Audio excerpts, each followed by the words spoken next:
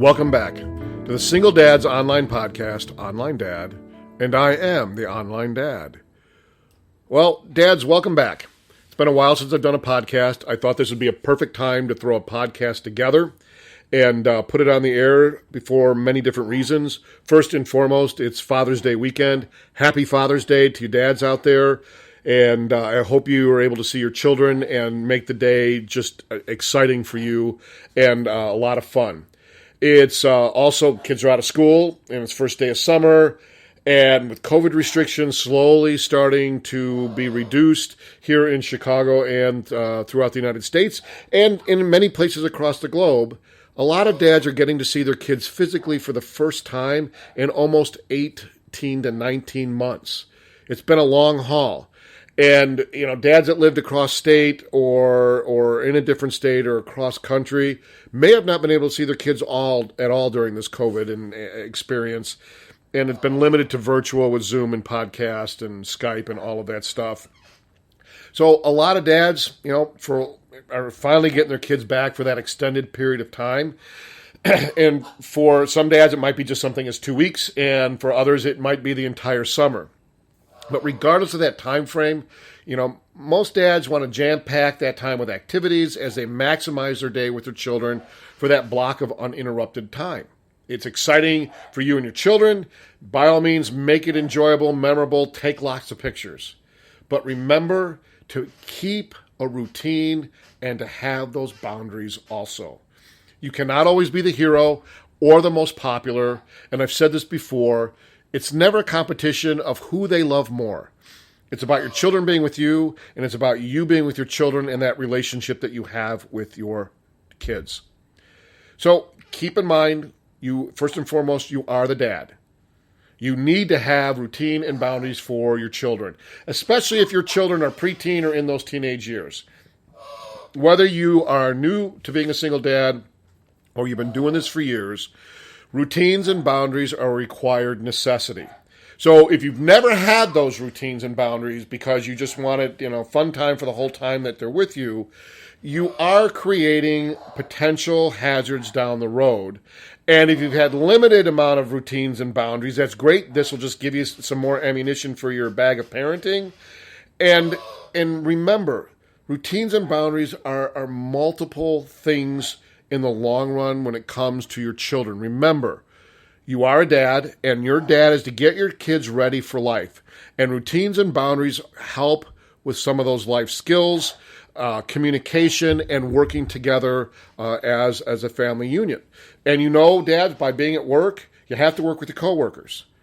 And you have to learn to give and take. You have to learn to communicate. All of this stuff we're going to talk about today helps your children with that as they get older. So here's a short list of some easy steps you can use to make this extended stay with your kids enjoyable and memorable while still being a dad. So first and foremost, as I told you, establish that routine. That includes bedtimes, meal times, and chores. Yes, dads, I did say chores. All your children have limits. So children without bedtimes usually will set you up for crabby, edgy, and often unpredictable children. I'm not saying an occasional late night out is out of the question, but to allow your kids to stay up late as often as they want does set the groundwork for potential problems. Meal times. Going out to dinner, lunch, or even breakfast is a great treat.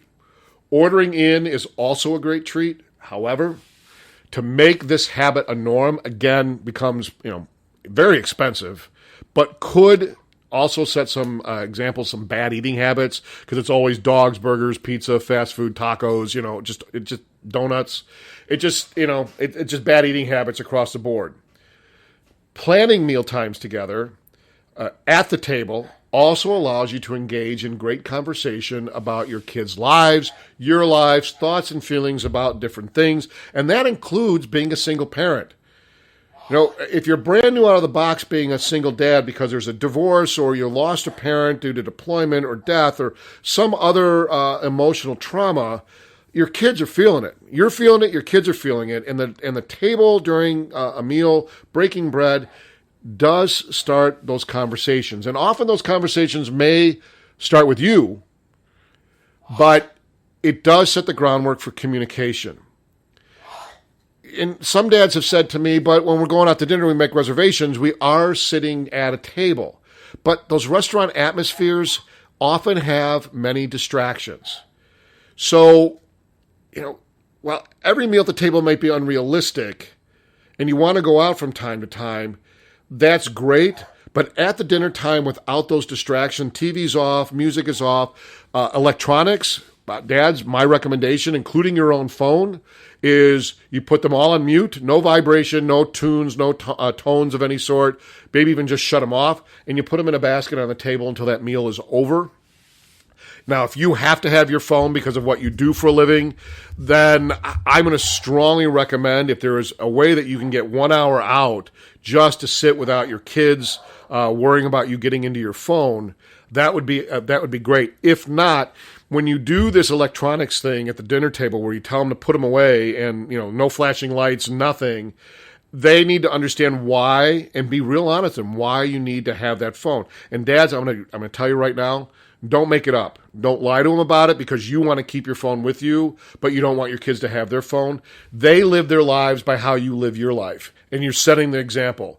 So if you're a smoker and you smoke, you are setting the tone for your kids to learn how to smoke. So it's all by example. So I'm going to strongly urge, when you're having dinner time at that table, all the electronics go away. Remember also, for mealtime, when you do have that meal at home, it's cheaper, it's usually easier to make, it's more nutritionally balanced, and it doesn't require reservations. And making a meal together, or part of that routine is your children helping you make part of that meal, also sets a great opportunity for dads to have that one-on-one time with each of their children. Or if it's a family effort and you're all working on dinner together, one's setting the table, one's making a salad, you're making the main meal, it's a family activity you're doing together. The last thing on the routine is chores. Chores do several things. First, it teaches your children about life skills that they will need when they get older. Next, it helps them take ownership and responsibility of the home that they live in. And most importantly, it teaches them to respect the home that they live in. You want to make sure that these chores, they're not punishments. Chores have never or should have never been considered punishments. It's just part of being a family. And even your youngest of children can be taught how to do chores. They can learn to take out the trash. They can learn to dust, make their bed, clean the cat box, even dry the dishes, or maybe help load the dishes in the dishwashers. There are things that your younger children can do. And of course, make them age appropriate. Don't put a 5-year-old behind your lawnmower. But those chores teaches your kids about respect.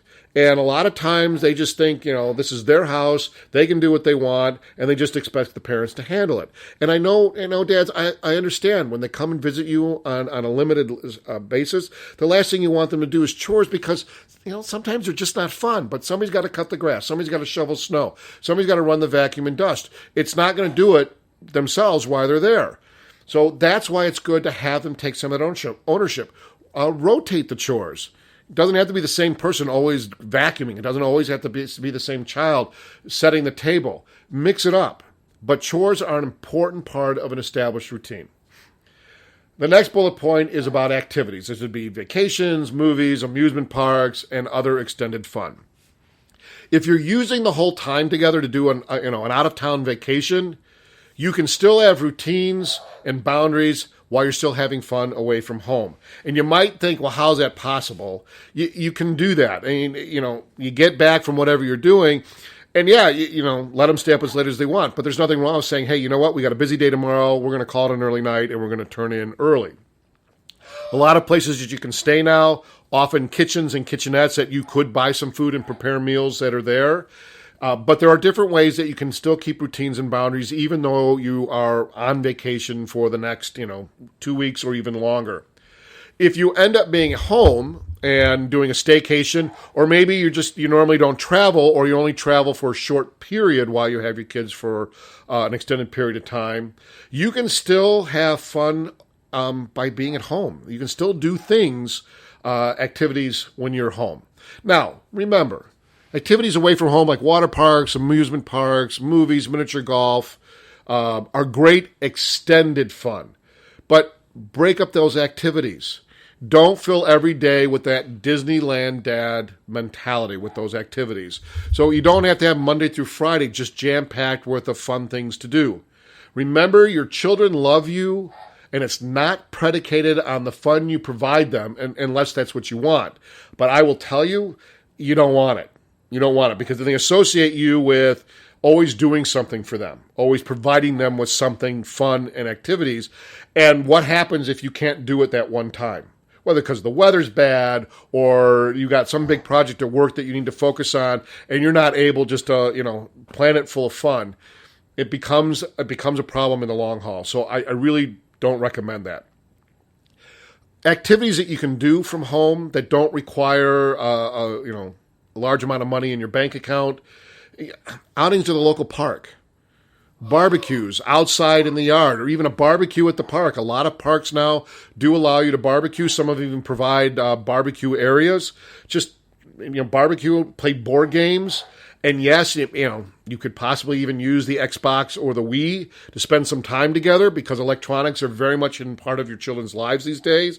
And while I don't advocate that they play them every time they get a free moment, right? If you've got those controllers to do multiple players, why not? Why not? Shows a competition. You learn how to play a game. Your kids kind of laugh at your expense because if you've never played the game before, of course you're going to lose. And it becomes a lot of fun. So periodically doing the electronic games together is absolutely fine. Maybe even consider having your neighbors over with their kids. It's a great way to keep activities close to home. It teaches those social skills that the kids will need as they get older. Education, while it is, learning, read, write, and all of that stuff, it does help with the social skills. So by bringing the neighbors and their kids over as well, it might be just a group barbecue, does teach communication and those social skills. Don't forget, visiting your relatives, especially if you haven't seen them in a while, are a great way to combine a fun activity, a travel, and help your kids connect with family. Family is all you got. When it's all said and done, when the money runs out and there are problems in the world or there's something negative going on, that's what you have left is family. And it's real important to keep those connections with the family. And a lot of times, I'll be real honest with you, we don't realize that until after we've lost somebody. I know when my grandparents died, and I was very, very fortunate that I grew up with both sets of grandparents. I was so blessed. But my mom's dad passed away, and I was 25 years old. And it wasn't necessarily sudden, but at the same time, when it happened, and I'm looking at my grandfather at the wake, realizing so much I could have done that I didn't do. And I made a promise to myself then that I would make more time for those relatives that I haven't seen. And I'll be honest with you, fast forward to 56 years old, I can still do it better. But I have made a point to reaching out on a more frequent level to cousins. And yes, they can all call you too, and they can email you as well. But if we all sit there and wait for each other to call each other, then nobody's communicating. And it's important for your kids to connect with their cousins, their grandparents, their aunts, their uncles. And it's not just limited to special occasions like family reunions or birthdays or anniversaries or graduations or weddings, just for no reason at all. Hey, we're going to go visit your cousins today. And those you can make a fun day, but you're reconnecting with those family. And the last thing I want to hit you with is establishing the boundaries. Kids are our responsibility till they're 18 for a reason.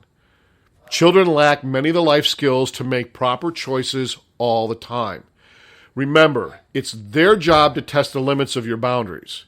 It's your job to know when to push back or find the middle ground. All children need rules. We are a rule-driven society. We have rules when we drive our car. We have rules when we go to work. We have rules when we're in school. We have a body of rules and laws. So by creating boundaries with your children, are teaching your children about the importance of those boundaries and those rules. Your kids need to know what those rules are. Ideally, your rules should emulate what is done in your ex's home. I understand that may not always be realistic or possible, but your boundaries have to be consistent. It can't be okay one time and then not okay the next time. And remember, you are always the parent first. You're their friend second. Don't ever mix those two up. You're not their buddy, their pal 24/7. You are the parent. You are the taskmaster to make sure that those rules and those boundaries are followed. You're also, that nurse, that doctor to put the Band-Aid on their finger when they have a cut. They had a bad experience. So that parenting encompasses all of that, but with the parenting definition is the not so fun part, and the boundaries are part of that not so fun part. While your kids might be angry at you now because of the boundary, because they can't go out past 11 o'clock or whatever the boundary is, it usually doesn't last. And it also is a great way for some wonderful dialogue between you and your children. After the tensions calm down, or even if they're angry, you can set the tone for the conversation. Simply saying to them, when you can talk at the same level that I'm talking to you now, we'll have a conversation. Now, I can say this now, but I'll be honest with you, as I was raising my son, I made a ton of mistakes. Oh my God, the list is endless. And if I could have taken it back or frozen time and saying, let's hit the reset button, I would have done it. So what I'm trying to do is share some of those life lessons with you, so those bumps in the roads and those oops, can I push the reset button can be minimal for you. But the dialogue starts. You understand why you can't watch this television show. And sometimes it's just simple, I'm the parent. So, and how many times did you do this to your parents? And I'm sure your kids will do it to you. Well, Johnny's parents let him do it. And the answer that I always got from my parents, I'm not Johnny's parent. So they're always going to try the brain drain to get you to see their side. And you may actually get to see their side. You might actually, in your head, get it. But then you got to say, is it still appropriate? And what could potentially come out of it if I let them do this thing that goes against your boundaries? So just make sure that the parent mentality is with you first, and you're looking at all options before you make that decision. Could there be a middle ground? Could there be a compromise in the boundaries? Absolutely. But just to blanketly let your kids disrespect them or go past them, or their logic makes sense to you so that it becomes okay. All right.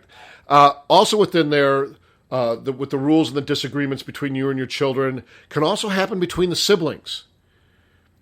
So it's normal, and it's part of learning to cohabitate as a family. And that's also a life skill that you're teaching your children. You go into work, you might not like the fact that you had a responsibility and now it's been given to so-and-so, or you're working with somebody you really can't tolerate, but it's part of your job. You learn to cohabitate. There's a saying out there that you don't have to like each other to work well together. Same thing at home. You don't have to like the rules or the boundaries in order to love each other or still be a family. It's just the rules. And they still may disagree with you up until they're adults. I never liked that rule. But it was still a rule that they had to learn to follow. Establishing rules early also sets up a level of respect for you, your home, and your children. As your children hit those teen years, and remember how we all were, it was those rules that helped keep us in check. If rules are not established early, it often sets you up for major disobedient issues in the future. You're going to already have disobedient issues as they get older. But without those boundaries, those disobedient issues can be much greater and much bigger and very overwhelming. An example of disobedient kids would be to allow your kids to drink soda their whole life, and then at 15 years old, you tell them that they have to drink water or milk. Take soda out. Think about it. All the fun activities that you may take with your kids have rules that need to be followed as well. You go to an amusement park, you have to be a certain height. Okay? Home is no different. Home with no rules does not make you a good parent. It sets you up for failure. Going back to the soda pop rule. They get to have soda pop whenever they wanted, and then you cut it out or say you can only have it for special occasions. After years of being able to have it, it doesn't always make sense. Now, I get it. Sometimes things have to change drastically, especially if there's a health issue. That's a completely different story. I'm just talking about routine things. If they've never had chores, they never had a bedtime, they never had a curfew, and then all of a sudden, bam, you hit them with it, it's going to be a lot harder. Having your kids for an extended time is a wonderful thing. Finding that balance between the fun time and family time is important, and every family dynamic is different, and it's important to find that middle ground. Fun time is an extension of the family time. It's not the other way around. Do not get those two confused. Okay? Don't think that part of being a family is always doing something fun. Not saying you can't have fun, but it can be done at home. It can be done together. Develop and maintain a good relationship with your children requires you to find that balance between the parenting and being a friend. Remember, and I've said it a couple times in this podcast, you're the parent first, you're the friend second. Yes, they can be in conflict, but being the parent is your first best responsibility. Enjoying everything the summer has to offer is great, but keep that parental hat on as you do those activities. Just remember, no matter what happens, you are family. And I'm going to cut it off there. I encourage you to check out my website, www.singledadsonline.org. Send me an email. Let me know some of the boundaries and rules and routines that maybe you've established as a single dad that I can include in a podcast, or things that worked and didn't work for you that kind of helps me look at what's going on now as you raise your children in 2021. So dads, have a great Father's Day. And remember, you are an awesome dad, and your children do love you unconditionally. And it's not all about you. It's about the relationship that you have with your children. Have a great rest of the day and a great summer.